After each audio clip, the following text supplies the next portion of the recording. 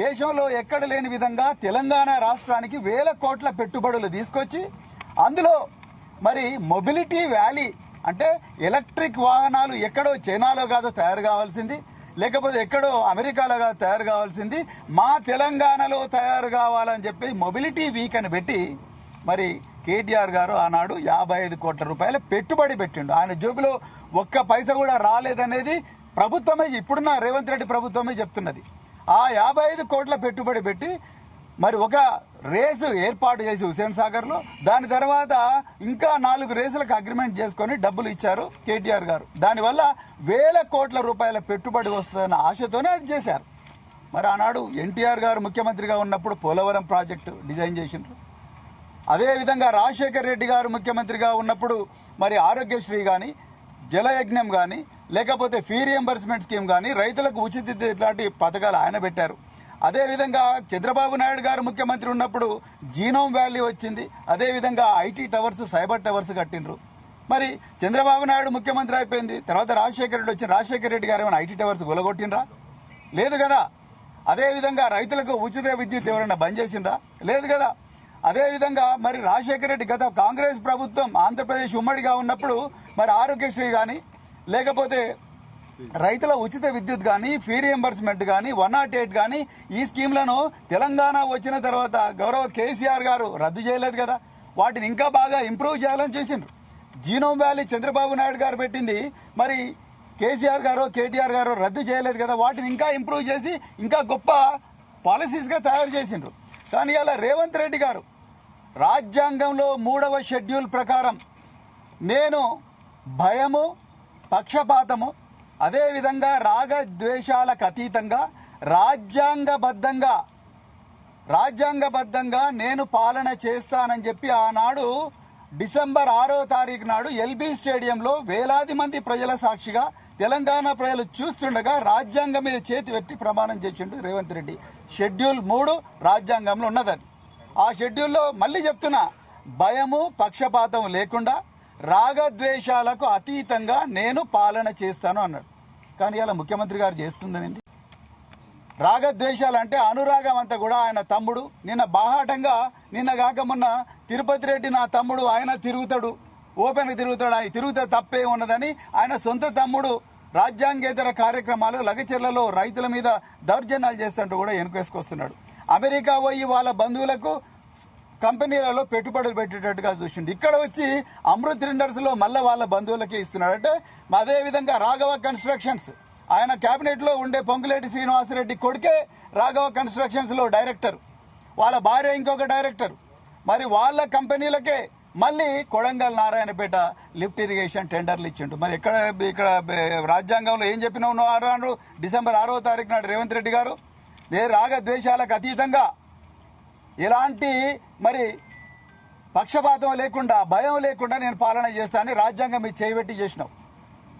మరి అలా ఏం చేస్తున్నావు? అదేవిధంగా ద్వేషము, గత ప్రభుత్వం చేసిన మంచి కార్యక్రమాలను ముందరికి తీసుకుపోవాల్సిన ముఖ్యమంత్రి ఇవాళ గత ప్రభుత్వం 55 కోట్ల రూపాయలు పెట్టి ఒక మొబిలిటీ వ్యాలీ సృష్టించాలని చెప్పేసి ప్లాన్ వేస్తే ఆ 55 కోట్లు ఇవాళ వేస్ట్ అయ్యేటట్టుగా చూసిన ముఖ్యమంత్రి రేవంత్ రెడ్డి. అందుకొరకే నువ్వు 316 బిఎన్ఎస్ ప్రకారం నేరస్తుడవుతారు మీరు రేవంత్ రెడ్డి గారు.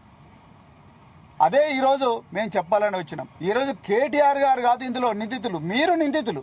మీ వల్ల తెలంగాణకు రావాల్సిన వేల కోట్ల రూపాయల పెట్టుబడులు పోయినాయి, వేలాది ఉద్యోగాలు తెలంగాణ బిడ్డలకు రాకుండా పోయినాయి. ఇలా మీరు మొన్న సంక్రాంతి నాడు కైట్ ఫెస్టివల్ చేసిండ్రు.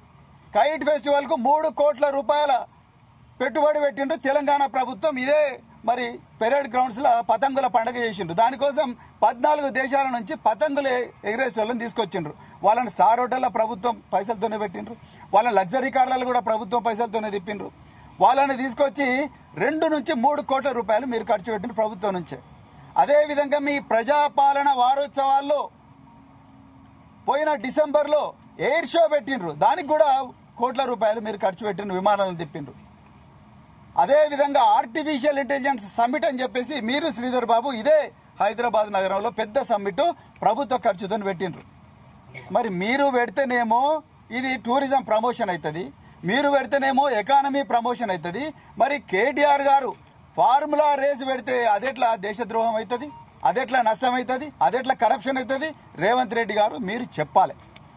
మీరు అవన్నీ ఆలోచించకుండా మీరు ఆ పాలసీ కొంచెం ఇటు అటు అయి ఉంటే మీరు దాన్ని ఇంప్రూవ్ చేయాలి.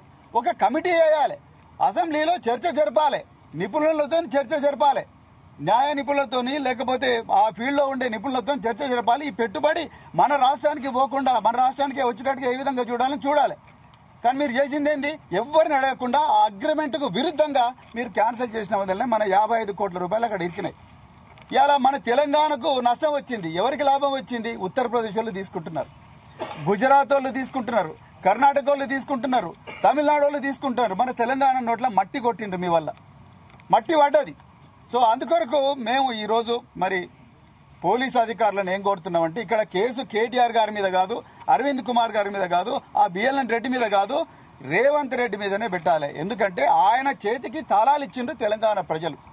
మీరు మమ్మల్ని జాగ్రత్తగా పాలించాలని, మా డబ్బులను జాగ్రత్తగా ఇన్వెస్ట్ చేయాలని, దాని ద్వారా వచ్చిన పెట్టుబడులు ఏవైతున్నాయో ఆ పెట్టుబడుల ద్వారా మా రాష్ట్రం గొప్పగా అభివృద్ధి చెందాలి, మా బిడ్డలకు ఉద్యోగాలు రావాలి, అనేక ఏవైతే మరి నష్టాలు జరుగుతున్నాయో నష్టాలు పూడ్చబడాలని, తెలంగాణ చేతిలోకి గొప్పగా సంపద రావాలని రేవంత్ రెడ్డి చేతిలో తాళాలు పెట్టిండ్రు. కానీ మరి అలా రేవంత్ రెడ్డి ఏం చేసిండు? 55 కోట్ల రూపాయలను నాశనం అయ్యేటట్టుగా చూసిండు. 55 కోట్ల రూపాయలు తీసుకొచ్చే పరిస్థితి ఇప్పుడు లేదు. అదే నిజంగా దానికి ఇంకా కొంత పెట్టుబడి పెట్టుంటే ఇలా 1000 కోట్ల రూపాయలు వచ్చేవి. ఆనాడు నేను మళ్ళీ రిపీట్ చేస్తున్నా, ఆరోగ్యశ్రేణి కేసీఆర్ గారు రద్దు చేయలేదు, ఉచిత విద్యుత్ను కేసీఆర్ గారు రద్దు చేయలేదు, ఫీ రీఎంబర్స్మెంట్ రద్దు చేయలేదు. దానివల్ల ఇప్పటికి కూడా చాలా మంది, లక్షలాది మంది తెలంగాణ బిడ్డలు గొప్పగా బతుకుతున్నారు. లక్షలాది మంది తెలంగాణ ప్రజల మరి ఆరోగ్యం బాగా ఉన్నది, రైతులు సుభిక్షంగా ఉన్నారు.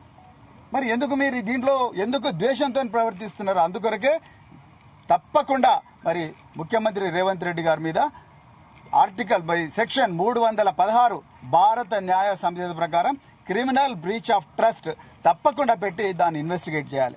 మీరు కేటీఆర్ గారిని ప్రశ్నిస్తున్నారు, రేవంత్ రెడ్డి గారిని కూడా ప్రశ్నించాలి. ఏ పరిస్థితుల్లో మీరు ఆ 55 కోట్ల రూపాయలను మీరు దానికి ఎందుకు ఇంకా ఎక్కువగా ఇన్వెస్ట్ చేయడం లేదు? ఏ పరిస్థితుల్లో అది నీరు గారిపోతా ఉన్నది? అంత గొప్ప ప్రాజెక్టు మనకు రాకుండా ఎందుకు పోతున్నది? తెలంగాణ ప్రజల మీద మరి ఎందుకు అన్యాయం జరుగుతున్నదని రేవంత్ రెడ్డి గారిని కూడా మనం ప్రశ్నించాల్సిన అవసరం ఉన్నది. అందుకొరకే పోలీసు వాళ్ళను నేను చట్టబద్ధంగా అపాయింట్మెంట్ తీసుకొని వచ్చినాం, మేము పోలీసు వాళ్ళకి కంప్లైంట్ ఇచ్చినాం. తప్పకుండా దీని మీద మరి ఎఫ్ఐఆర్ చేయాల్సిందిగా నేను పోలీసు అధికారులను రిక్వెస్ట్ చేస్తున్నా. రేవంత్ రెడ్డి హోమ్ మినిస్టర్ కావచ్చు, ఆయన ముఖ్యమంత్రి కావచ్చు, ఆయన రాజ్యాంగం ప్రకారం ఆర్టికల్ 14 ప్రకారం అందరూ చట్టం ముందర సమానులే. మరి అందరికి కూడా చట్టం ద్వారా న్యాయం సంక్రమించే హక్కున్నది. అందుకొరకు నేను పోలీస్ అధికారులను కోరుతున్నాను, మీరు ఆయన ముఖ్యమంత్రి కావచ్చు, ఆయన హోంమంత్రి కావచ్చు, ఆయన ఇంకెవరైనా కావచ్చు, కానీ చట్టం ముందర అందరూ సమానులే. కాబట్టి ఇది తప్పకుండా ఎఫ్ఐఆర్ చేసి మీరు ఇన్వెస్టిగేట్ చేయండి, నిజానిజాలు పరిశోధించండి, ప్రజలకు వాస్తవాలు చెప్పండి అని చెప్పేసి కోరుకుంటూ, మరి తప్పకుండా దీని మీద మరి ఇదే కాదు, ఇంకా రాబోయే రోజుల్లో ఈ ప్రభుత్వం ఎన్నో అన్యాయాలు చేసింది. ఆ అన్యాయాలన్నింటి మీద కూడా న్యాయబద్ధంగా, రాజ్యాంగబద్ధంగా తప్పకుండా మేము పోరాడతామని చెప్తూ మరొకసారి ఈ అవకాశం ఇచ్చిన మీడియా మిత్రులందరికీ కూడా మరి మా పిటిషన్లు తీసుకొని న్యాయం చేస్తామని హామీ ఇచ్చిన పోలీస్ అధికారులకు కూడా మరొకసారి ధన్యవాదాలు చెప్తూ జై తెలంగాణ.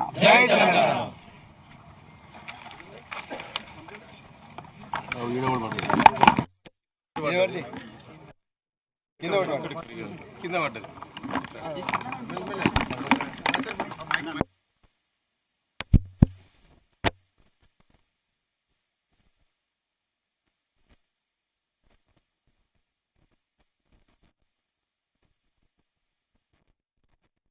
ప్రజల మరి ఆరోగ్యం బాగా ఉన్నది, రైతులు సుభిక్షంగా ఉన్నారు. మరి ఎందుకు మీరు దీంట్లో ఎందుకు ద్వేషంతో ప్రవర్తిస్తున్నారు? అందుకొరకే తప్పకుండా మరి ముఖ్యమంత్రి రేవంత్ రెడ్డి గారి మీద ఆర్టికల్ సెక్షన్ 316 భారత న్యాయ సంహిత ప్రకారం క్రిమినల్ బ్రీచ్ ఆఫ్ ట్రస్ట్ తప్పకుండా పెట్టి దాన్ని ఇన్వెస్టిగేట్ చేయాలి. మీరు కేటీఆర్ గారిని ప్రశ్నిస్తున్నారు, రేవంత్ రెడ్డి గారిని కూడా ప్రశ్నించాలి. ఏ పరిస్థితుల్లో మీరు ఆ 55 కోట్ల రూపాయలను మీరు దానికి ఎందుకు ఇంకా ఎక్కువగా ఇన్వెస్ట్ చేయడం లేదు? ఏ పరిస్థితుల్లో అది నీరు గారిపోతా ఉన్నది? అంత గొప్ప ప్రాజెక్టు మనకు రాకుండా ఎందుకు పోతున్నది? తెలంగాణ ప్రజల మీద మరి ఎందుకు అన్యాయం జరుగుతున్నదని రేవంత్ రెడ్డి గారిని కూడా మనం ప్రశ్నించాల్సిన అవసరం ఉన్నది. అందుకొరకే పోలీసు వాళ్ళను నేను చట్టబద్ధంగా అపాయింట్మెంట్ తీసుకొని వచ్చినాం, మేము పోలీసులు